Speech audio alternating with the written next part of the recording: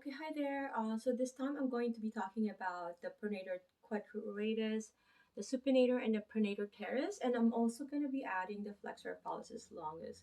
I believe I must have missed it, and I don't have time to listen to the video yet, and then I just posted because, like I said, this is a journey for you and I to be recalling all this information, and I hope that I could be help for students and other people who wants to recall information who are in the therapy field. Okay, so this is the pronator quadratus. So it's more of like a straight across from radius to ulnar. Sorry, yeah, do it here. Okay, so it's a straight. It's better here. I like my hands is okay. So here, so it's a straight muscle that goes here, right? If you can see from the picture here, okay. So it does pronate the forearm, from the radius and ulnar joints. Okay, so keep that in mind. It has nothing to do with any joints except for the radio ulnar joints. Okay, the insertion is at the medial anterior surface of distal ulna, and the insertion.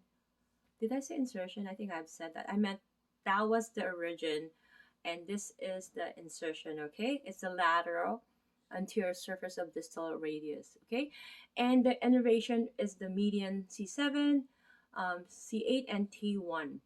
Okay, what it does, it just basically like pronates, right? You look, remember when the bicep brachia it supinates. This one it pronates more so. Okay, the wrist and forearm more so. Okay, so now we're gonna go for the supinator. Okay, so the supinator, you see the supinator and the pronator is usually is like come hand in hand and together they work together. They just do flip over like that, right? Okay, so the supinator is it supinates the forearm. Okay, again, it's not any other joints except for the radio ulnar joints, and it the origin is at the lateral epicondyle of humerus, radial collateral ligament, and the annular ligament and supinator crest of the ulna. Okay, so it's originating from that lateral epicondyle, is this part here.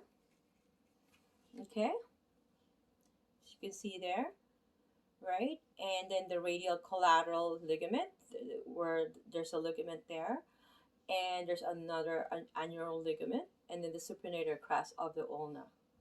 Okay, and then if I'm gonna put it closer, you see the crest there. Okay, and then the insertion will be in the anterior lateral surface of proximal 1/3 of radial shaft. Okay, and then this is innervated by because it's supinator. It's at the back, more so posteriorly, so it is at the radial innervated by radial nerve. Okay, C5, C6, and C7. Okay, and then this time is the pronator teres, so it pronates the forearm at the radial ulnar joints. It also assists to flex the elbow. Okay, because it's a punching muscle. Okay, it's that punching because it pronates, right?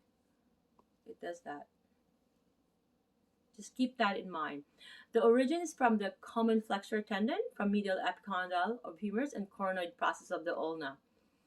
Okay, so it's from the coronoid process of the ulna. It's this one here. It's that protruding thing from the ulnar side, which is in the medial side. Okay, and then the common flexor here, right? The common flexor, and then the styloid process of the ulna. Okay, so and then it inserts into the medial and lateral surface of the radius. Okay, so the medial and lateral surface. So it inserts here. Sorry. Medial and lateral, medial of lateral surface of radius. Okay, if I'll show you here for the insertion. It's this one here, which is this one. Okay. And the innervation is the median C6 and C7. And again, like I said, it's the punching muscle. So I'm just gonna add this to the flexor pollicis longus, right? So it flexes the thumb at the interphalangeal joint. It flexes the thumb at the metacarpophalangeal and carpometacarpal joints. It also assists to flex the wrist at the radiocarpal joint. And keep in mind at the very tip of the thumb, because the brevis is up to here. Make sure longus is up to the very tip of the thumb. Okay? Sorry. Oh my gosh. At the very tip of the tongue. So this is where it's going to be the longest, right? Okay.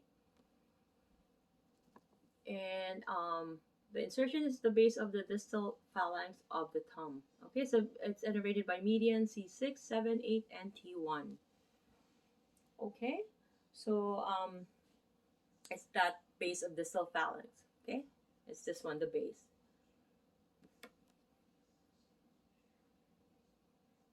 That's the base. Okay, and I'm gonna do another bit here.